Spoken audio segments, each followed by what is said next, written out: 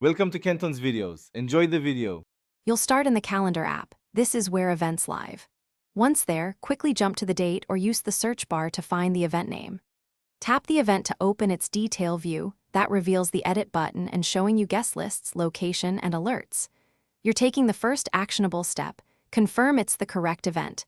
Make sure the calendar account shown, iCloud, Gmail, Exchange, is the one you intend to modify.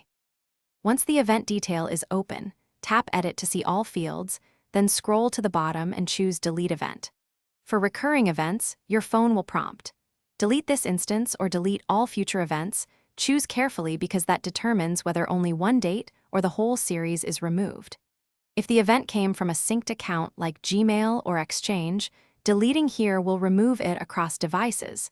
That's why checking after tapping Delete Event, confirm when prompted and wait a moment for the change to sync.